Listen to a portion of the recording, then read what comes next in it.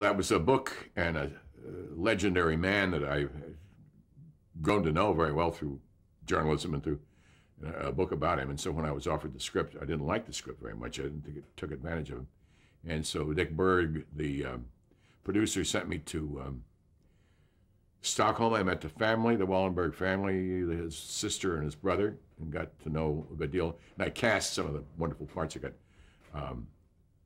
Bibi Andersson to play his mother, who I'd always worshipped in Ingmar Bergman films, and a few other wonderful Swedish actors.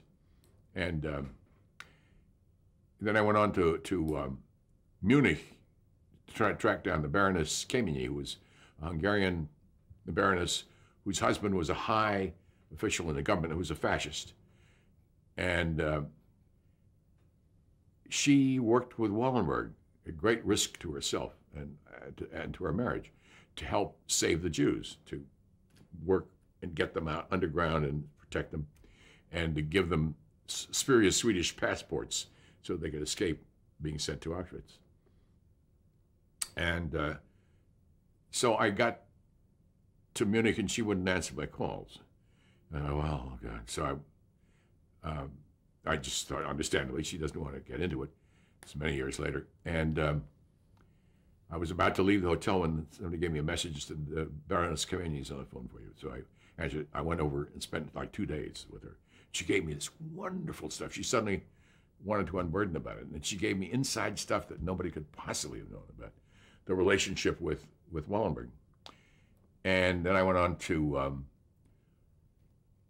Zagreb, where we had to shoot for Budapest, because they wouldn't let us shoot in Budapest. They were terrified of the Russians on the outside. And because Wallenburg was finally tricked by the Russians into coming to the Russian general, and he thought he was an American spy, and he was tossed in Lubyanka prison in Moscow and died there.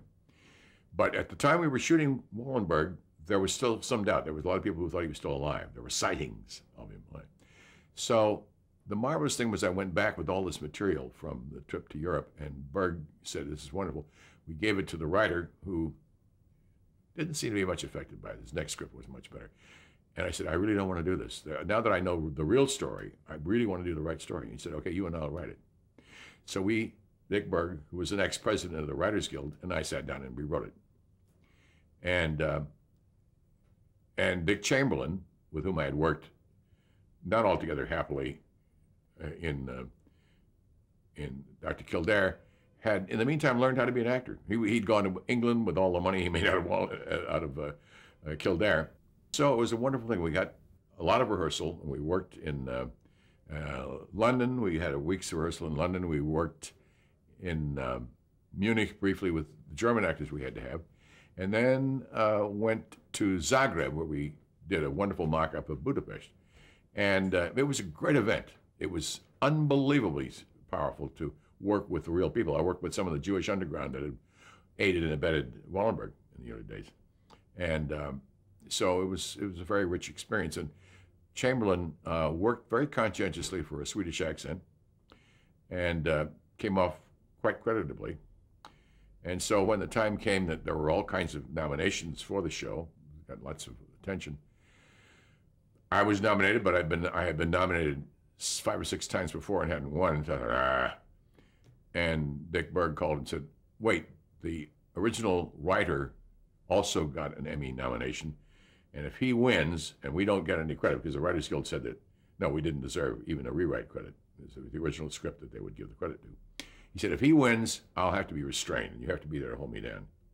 I said, who's going to hold me down? He said, we'll hold each other down. So he sent a card for me. I went to my very first Emmy giving in Pasadena Civic Auditorium, where I had grown up ushering as a kid. And it goes along, and the writer didn't win. And so we could sort of relax. And then I did win, my first time out. And I was so emotional about it, which I'd always say, these awards, nonsense. I couldn't wait to get up on the stage. And I obeyed the instruction to keep your thank yous down to half a minute, and everybody else was going on and on and on about their grandmothers and their agents and their dentists and things. And I just said, I only one person to thank, Raoul Wallenburg, who gave us all the gift of life. And that was it. I walked out to quite considerable applause. It was a relief to have a short one, and because I really meant that. And so the next thing was that Richard Chamberlain, who had been nominated, was sitting right in front of me. And there were 3 guys named Richard, all nominated. Richard Crenna, and a wonderful, the guy who played Man of La Mancha, Richard, who played on Broadway and anyway, a wonderful Richard. And so the guy names the 5 nominees and said, and the winner is Richard, and paused, and Richard started out of his chair like this and said, Richard Crenna. And I saw Dick Chairman just slump into his seat, and suddenly just a huge waterfall of sweat dropped out of his hair. His nerves had been so intense. It was really sad when you see that close, somebody missing, somebody not getting it. And so, but I never went to another one. I won 2 more, but I was always busy off someplace and would watch it or hear myself getting it on radio, which was great fun.